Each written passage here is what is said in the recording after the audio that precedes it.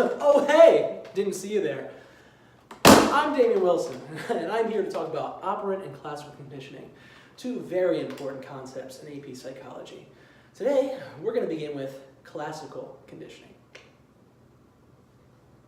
Classical conditioning is defined as learning to make an involuntary response to a stimulus other than the original natural stimulus that normally produces the response.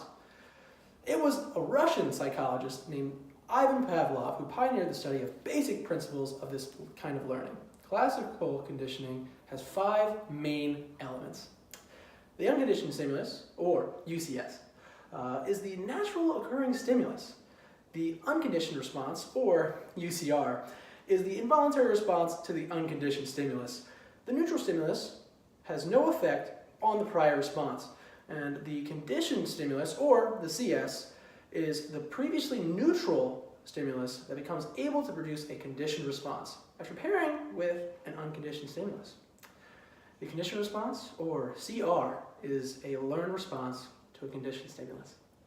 Bang! That's what I'm talking about. You know that Ivan Pavlov actually used dogs to try to condition them to react to the sound of a dog food bowl in the kitchen. Making a sound, trying to get them to salivate from that rather than just food. So let's take a look at this very, very nice experiment. Jill.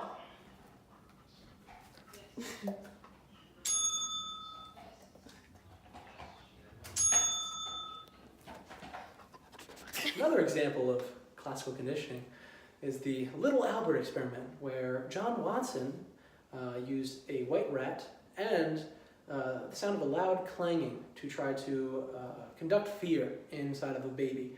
At first the baby was not scared of this white rat, but over time the loud sound kind of forced the baby to garner fear for this white rat. So let's come down here and take a look at this beautiful experiment.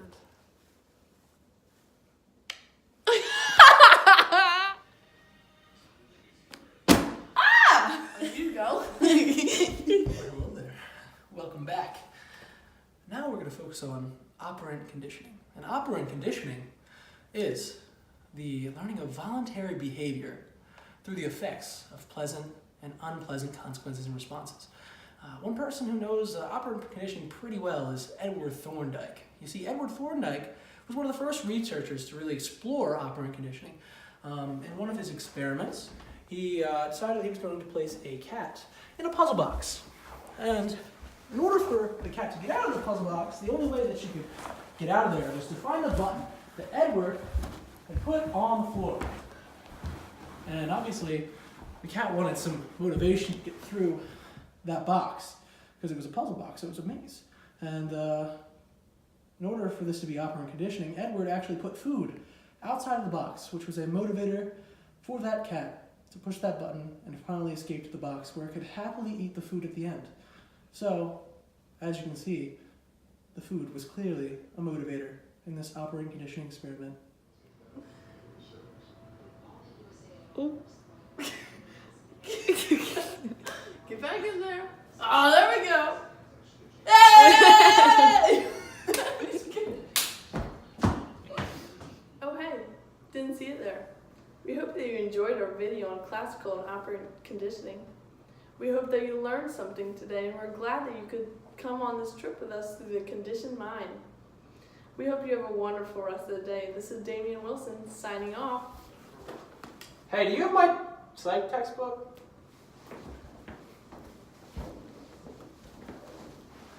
Thanks. Yeah.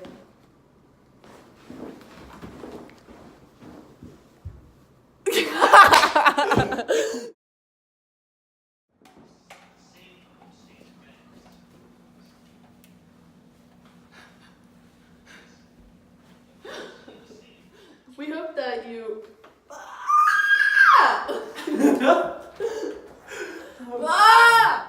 Hello there. Now we're going to move on to operant conditioning. Wait, hold on. A fly went God right in front of it. You! Hi. Welcome back.